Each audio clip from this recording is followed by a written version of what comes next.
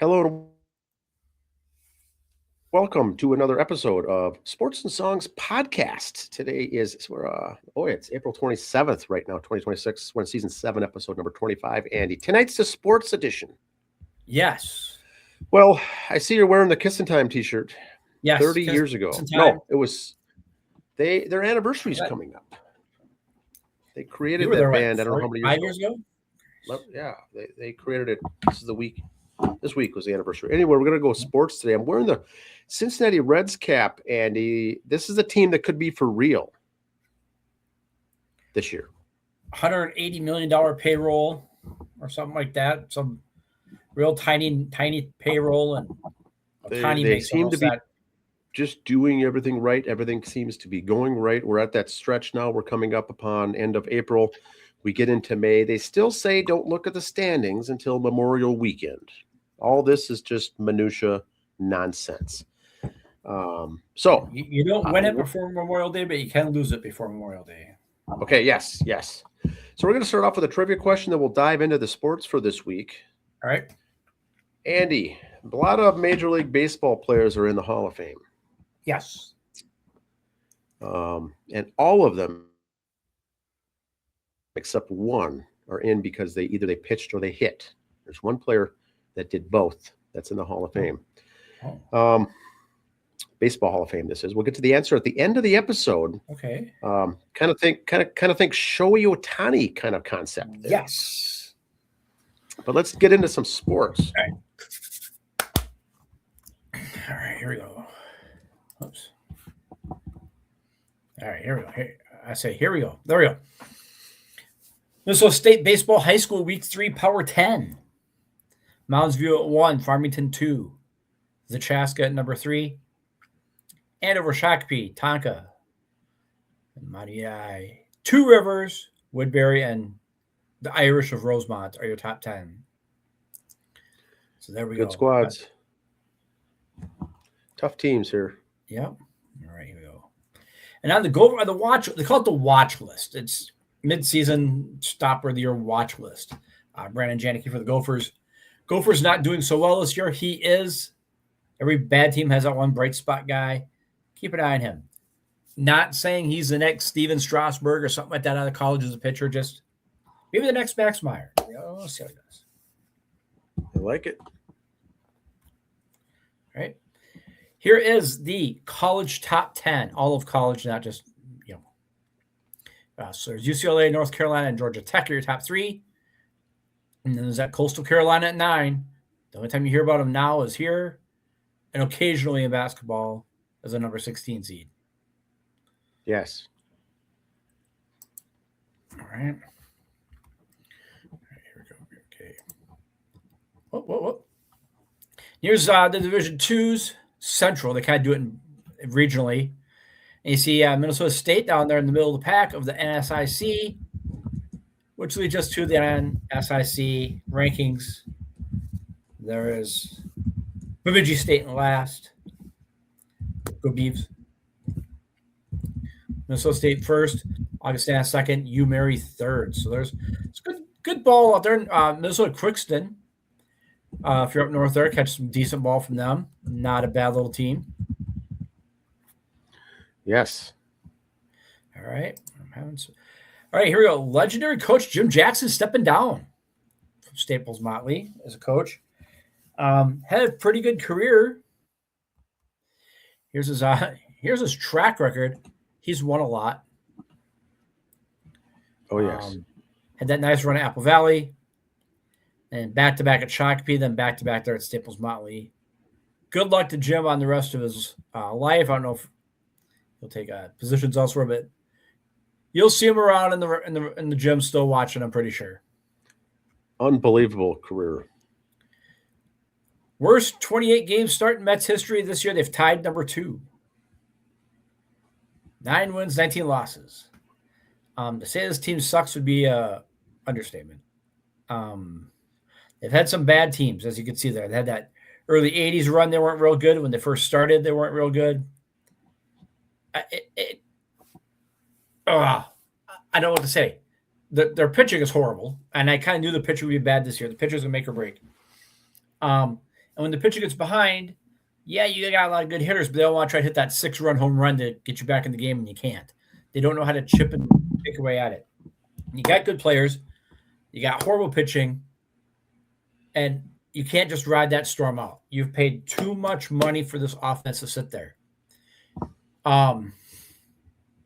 You need to fire Carlos Mendoza. He needs to go. You just have to. Correa, the bench coach, he was with Cleveland. The name rings a bell. He didn't manage the Giants for 3 games a few years ago when Gabe Capello, they had Correa came in, coached the last 3 games, was 1-2. He was bench coach in Cleveland. So he's learned a lot there. The Mets brought him in this year as a bench coach. I think they brought him as a bench coach with the underlying that you will be the interim coach next year at some time, because if Mendoza slips, he's going to have to go, which I think he'll have to, because the Reds have already let their coach go, their manager go. So yes, let's go a little NFL draft. Scott Steiner of the WWE, WCW, NWO fame, his son Brock signs with the Tennessee Titans after not getting drafted. Okay. Got some other names that were signed undrafted popped up here that affect us locally. So we'll go in WCCO mode and talk about just local people. And DSU running back, he will attend the Vikings rookie camp. Okay. So that's kind of a non-roster invitee to camp. We'll see what happens. Wasn't Adam Thielen a rookie camp invitee, I thought? I think so. He's going to have the same career, but same type of thing. I thought Thielen was invited, or a non-draftee invite or something. Minnesota State University or Morehead State. There. Go Dragons. Their quarterback got signs with the Atlanta Falcons. Okay. I didn't know this. He's going to replace Kirk Cousins. Wow. Yeah, you heard it here first. Wow. I said it. That's good, though. That's congrats to him. All right, and here we go. Mark Gronkowski had those 4 years at South Dakota State, had a great year at Iowa last year, goes undrafted. Unreal. Miami did sign him afterwards, but yes, he's the winningest quarterback. 58 career wins, 2 FCS title games, an MVP. How he went undrafted just blows me away. Well, you would think, 6th or 7th round draft, a team would pick him up, even if they're not looking for a quarterback or they don't need a big name, to let him fall all the way off the draft board and then get picked up afterwards. That's astounding. Vanderbilt QB and Heisman runner-up went undrafted. I don't know if it was an attitude or chip on his shoulder for himself. 5'10", 207 pounds. Look at Baker Mayfield. Look at Doug Flutie. Not saying he's going to be a stud, but again, he totally fell off the board. No one picked up in the late rounds as a just in case, And you hear about other players all the time. His athletic ability, unless he said he wouldn't do it. Will you be a running back? Will you play cornerback? If you're such a Randall L. Yeah, we could convert you to something else. He was a great receiver. I don't know. Yeah, even to be a scout team quarterback. Yeah. The taxi squad, something, the practice squad, just to get on. But boy, these are relatively big names that went undrafted. Good athletes, but all right. Now, Bison, since the 2016 draft, teams with the most quarterbacks selected. Alabama's had 5. Ohio State's had 5. North Dakota State's had 5. Good company. Cole Payton the last couple of years being drafted, so go Bison. Now, he wasn't drafted per se, but the last 6 Bison quarterbacks have gone to the NFL. Okay. Here, Brock Jensen went undrafted, but did sign with the Dolphins. He was on their practice squad, so he did have NFL tenure. He goes to Canada, gets a Grey Cup championship in 2016. So he had a decent career. But sort of the last 6 quarterbacks in the DSU have gone pro. We'll just say that. I consider Canada pro. Yep. He did get an invite and a cup of coffee with the Dolphins. So last 6 quarterbacks have had NFL jerseys. And that would be one thing if we had one coach, but the Buys have had like 4 head coaches in that time. So what does that tell you about the program there too? It's not like it's one coach who's been there for, these 20 years, been pumping out quarterbacks all the time. It's been different coaches. So it's a system. Good. Congrats on the system. Very good program up there. And Bryce Lance did get drafted by the New Orleans Saints in the 4th round, Trey's brother. So we'll see how that goes. And there it is. Like I said, Alex Cole was fired this week by the Red Sox. Along with the hitting coach, the bench coach, game planning coach, Jason Varitek. I think the Bat Boy is going to take over. I'm not sure. Well, but let me just tell you right now in that game. Yep. If I see what I got, if I get an update here on my phone. Bottom of the 6th, pitcher for Boston, Suarez, has a no-hitter going. So what does that tell you? Change coaches, no-hitter through 6. It's unreal back to Boston. Carson. Just for a sec. Boston. So not only the head coach, it is 4 or 5 assistants. They're all gone. And so typically house, typically it'll be someone already on as a coach will just get simply moved up. And there's really no big changes there. But here, if you're in the equipment room, now you've got to get new jerseys for these 6 folks, the 5 coaches and the manager. Jerseys, assign numbers, put the names on the back, all these little small details, the equipment room, that they're normally focused on players coming up and being sent down, those types of things. Now you've got coaching staff. Usually they wear sweatshirts or hoodies or something during the game, but they're still wearing a jersey with a number on the back that's assigned to them along with their name stitched on the back. It's all those little things that I might be the only one who thinks of those little things, but anyway, that's a lot to do here in a short term. Toronto did get hit, so no hitters broken up, but and also it'd be one of the other coaches gets moved up. You cleared a lot of the coaches out. Okay, it's early in the year. It's not like your AAA is done. You can move guys up, move guys from AA to AAA, advance all your coaches up. Where are you going to find someone to coach now? Is it the bullpen catcher that's going to be the coach? I mean, everybody's got to move up somehow, and I don't get how that's going to work. So all those hirings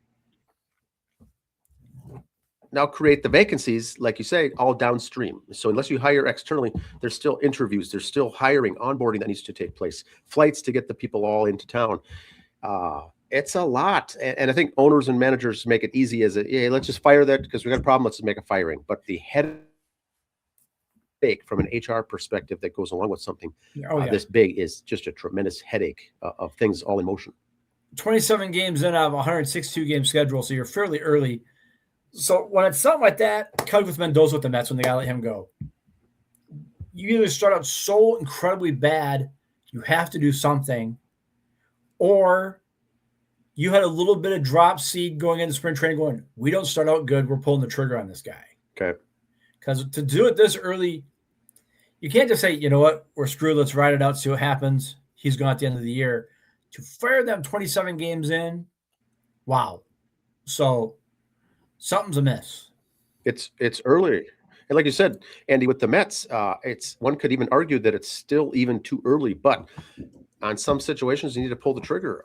A lot of these teams, like in the American League East, they're all kind of bunched up. They're not, it's not like the Red Sox were way down there as way out of the running. It's just that things were not going right for them, so they decided to pull the trigger. But boy, that is early. And I don't want to hear the excuses for the Mets going, oh, well, Soto is out, and Lindor's out, and you got some pitching injuries. I don't care. You let some money, you let some big name players go. You brought in other guys. When you are 3rd in payroll or top 5 in payroll, I should be able to manage you to a 500 record. Okay, You're 9-18. They should be able to do some of this stuff in their sleep. Should be winning these games. Now I looked at the record, Andy, for the Mets. They have yet to play another division rival yet. They have yet to even play the National League East teams. They haven't gone up against the Braves yet. The Phillies are really stinking it up as well, but their record is 0-0 against the National League East. I found that interesting. I just looked at that today. And I'm kind of right and kind of wrong on this. I thought I'd be right for different reasons. I did say watch out for the Marlins. They are second in the division, but they're like 12 and 14. So yes, they're second in the division, but we'll see how that all works out with the whole as the season rolls on, as they say. All right, Carson, hands over. Finally wins a race in NASCAR. So here's your winner this weekend at Talladega. Lots of crashes there. Of course, Bubba Wallace started one of them. And now, here we go. Here's the standings right now in NASCAR. After race 26, top 16 drivers advance to the 10-race championship battle. So here's the top 10 of the 16. Of course, Tyler Reddick's still first. He's got the 5 wins on the year so far. Some other boys with wins up there. There's Chase Elliott fourth. There you see with my blue pen. Sorry, I drink a lot of coffee during the day. It's not a straight line. Get over it. But there is that 16 line right there. Not far behind on those points. It's pretty close. Chase Briscoe, Ross Chastain are your first two just outside the bracket there. So not far behind those other spots. That's going to be fun to watch some of those guys. So you said a number on the side for those of you on the YouTube. Okay. Austin Chudwick went up a position. That got him to 16th. Chase Briscoe dropped 2. That's 17. He's out of it now. Daniel Suarez moved up 2. He went from 16 to 14. A little breathing room, So that's how tight it is. These guys are still dropping a couple, 3 positions at a time. Bubba Wallace dropped 4 places. I mean, he gets a bad finish like that or 2, he's out of the running, and he was in a pretty comfortable spot a while ago. William Byron dropped 4 spaces. A crash early on like those 2 were involved in could kill you. So keep an eye on that. And just one more thing, one more positive note I want to end this on. Gopher Gymnastics sweeps the awards for coaching. Coach Hansen gets Coach of the Year. The assistants all get Assistant of the Year. They got 4th overall. Just congratulations to the Gopher Women's Gymnastics coaching staff. Not very often we can say something like that, but congrats. Yep. And that's my little tidbit there for today. Like I said, WNBA starts in just over a week. So we'll have a lot of your Carver County leader for the WNBA right here. Starting next week, we'll have a little preseason predictions or preview. I'll have that on this episode next week. Everybody's kind of everybody, you see some points, go, oh, this person only got so many points. It's preseason, relax. Yeah. Those games have kicked off for the WNBA. Preseason will be wrapping up, and then the regular season kicks off.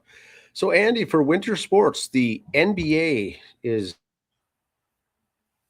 this week now. Will be wrapping up the first round games, best of 7 first round playoff games will be under the belt here this week as teams will move on and teams will be dropping off. Same with the NHL. Stanley Cup playoffs are in the same format, same entryway in. Little North Stars there. North Stars, go Stars. Wild is playing the Stars against the Wild. Some good matchups all around. We've been following a little bit of the Ducks. Yeah. And some of those other things. So that's the NHL. That's the NBA going on big time. Now the NFL had their draft. Rounds 1 through 7 is a big spectacle. Thursday, Friday, Saturday. But what doesn't get talked about, you touched on it a bit, Andy, undrafted free agents. When the draft is over, it's kind of a first come, first serve, free-for-all for all the remaining players. And the Vikings this year, 19. I was going to try to formulate this into a trivia question. They picked up 19 free agents that were undrafted, added to their squad. And you don't hear, unless you dig, you don't hear about these transactions. You don't hear about these guys unless you do some digging. Many teams picked up 6 to 8, maybe 10 guys, but Vikings had a lot. And that's not good or bad. It's a lot of guys coming in to these, got these mini camps, spring camp, and in the summer, the training camp in the summer. So lots of guys there. It doesn't get much. It's not much love on the non-draftees. And the Vikings have, not being a big football guy, but just kind of look at my own. They have the nice holes to fill coming in. C.J. Ham, who was your 4th string running back.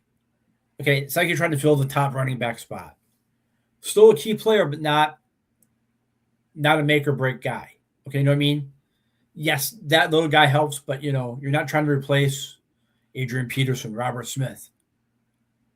I'm not taking away from CJ Hamilton. It's the fourth guy. The you got like Hunter Lemke for Dallas, Bison guy. Mm-hmm. Who's just be your fullback? Who's gonna get that 4th and 1 yard or that dirty yard you need every now and then? Hard position to fill, but when there's only like 3 guys in college coming out to do it, you're not trying to find that tough. Your search is a little easier. And Adam Thielen, your 5th receiver. Who's going to get that dirty first down for you? Who's going to be the one gutsy to cut across the middle and get the snot beat out of him after he catches it? Only 3 or 4 guys coming out of college who could do it. Well, as long as we're only one of the few teams who need a guy, we should be able to get the cream of the crop there too. So easy to fill in some of those holes. There wasn't a big thing. They're up against the Vikings had up against the cap for spending too much. Now you're one of the top leaders for the cap money. And so they did a draft day trade with Philadelphia and got some picks in exchange for a higher end defensive lineman, I think it was, for the Eagles. So got some picks in return, picked up 19 of these guys low end, helps out with the salary cap and getting the number of guys you have. Now they can have their little battles and cuts can be made in July and August and the season can kick off and should be other big shoes you have to fill for the Vikings too is if you look at the last 10 years, they lead the league and most players arrested. That's big shoes. Still up there. That's something we got to watch out for. We got to hold on to that spot too. It's easy to draft. You just check the criminal reports in college. Yep. You just check the criminal reports coming out of college, and then you just pick those guys up, and you should be sitting good. But the Vikings do lead, I think. Yeah. They still lead. UFL, Andy, they finished week 5. So for the newer listeners out there, the season is only 10 weeks long. They're done with week 5. So the season for the UFL, which is a big spring season, is already halfway done. Now they're going to be talking standings, playoffs, who's going to win the playoff berths and get into the postseason. So this comes up pretty quick, but they're already halfway through. So amateur baseball is in full swing now. The games will be going on. If they didn't start already, they will this week. A lot of rain predicted this entire week on and off, Andy. So they may not get some of those games in. High school games could be tough to get in as well. But we're in the season now where things will be moving. The advantage with town ball and stuff, a lot of them are exhibition games, so you don't have to make these up. It's nice to get the games in, but it's not it's kind of rained a little, let's call it off, or you don't have to try to fight to get these games in. So that's an advantage there. Fun time of the year to get going on here. I don't have anything else except the trivia answer, Andy. Yes, what is that answer? Trivia. Here's the trivia question is, of all the players inducted into Major League Baseball Hall of Fame, they are either pitchers or hitters, right? Either pitchers or hitters. There's only one in there that has done both as part of their career. The answer, any answers? It's a Shohei Ohtani type of a guy? That'd be George Herman Ruth. Babe Ruth, yes, 1936. So that was part of that inaugural class into the Hall of Fame. Babe Ruth is in it, a big-time pitcher for the Red Sox, big-time hitter for the Yankees.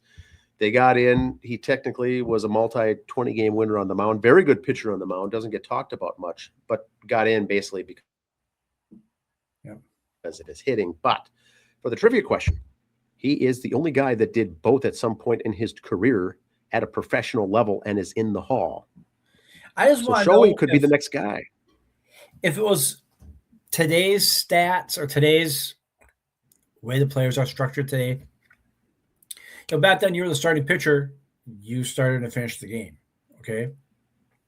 It was your day. Yep.